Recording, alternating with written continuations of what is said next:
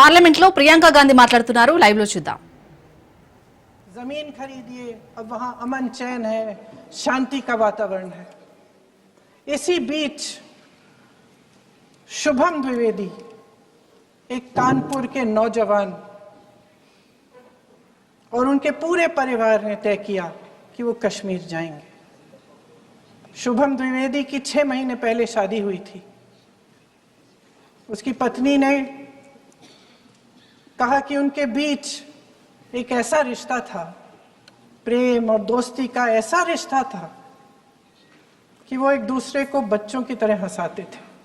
Social media पर एक video भी जारी है जिसमें पूरा परिवार एक साथ बैठा हुआ ताश खेल रहा है और ऐसे हंस रहे हैं कि उस वीडियो को देख के किसी का भी दिल टूट जाए कि इस परिवार को इस तरह से उजड़ने क्यों दिया हमने। 22 अप्रैल 2025 को बैसारन वैली में मौसम का मिजाज अच्छा था। जैसे हर रोज लगातार 1000 से 1500 लोग वहां पहुंचते थे, उसी तरह से उस दिन भी तमाम पर्यटक वहां पहुंचे। वहां का रास्ता आसान नहीं है अध्यक्ष महोदय जी, जंगल से जाना पड़ता है, पहाड़ों के बीच जाना पड़ता है, घोड़े से जाना पड़ता है। ये परिवार वहां पहुंचे, मौसम सुहाना था,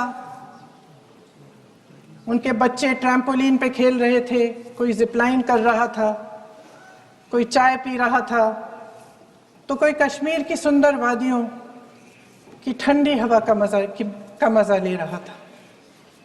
शुभम अपनी पत्नी के साथ एक स्टॉल पे खड़े थे, तभी अचानक 4 आतंकवादी जंगल में से निकलते हैं और शुभम को वहीं अपनी पत्नी के सामने मार डालते हैं।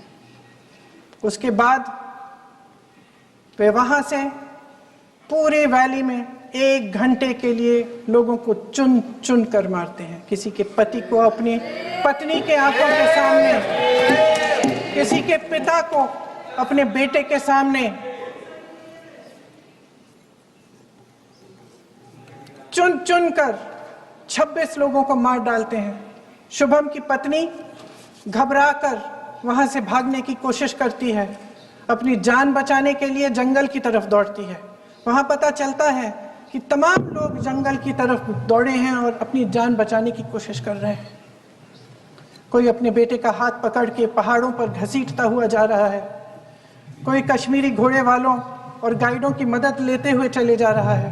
कोई रास्ता नहीं है, कोई तरीका नहीं है, लेकिन किसी न किसी तरह से शुभम की पत्नी के शब्दों में किसी ऐसी शक्ति ने हमको बचा कर रखा कि हमें किसी न किसी तरह से हम अकेले नीचे पहुंचे। और मैं उनके लफ्ज पढ़ना चाहती हूं, क्योंकि उन्होंने कहा कि इस पूरे समय जब 1 घंटे के लिए चुन चुन कर भारतीय नागरिकों को मारा जा रहा था, इस पूरे समय उसे एक सुरक्षाकर्मी नहीं दिखा, एक सैनिक नहीं दिखा।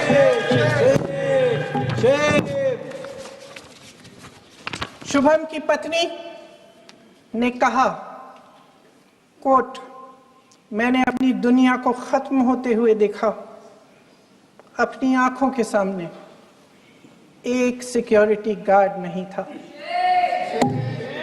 मैं ये कह सकती हूं कि देश ने, सरकार ने हमें वहां पे अनाथ छोड़ दिया था। सिक्योरिटी क्यों नहीं थी वहां पे एक सैनिक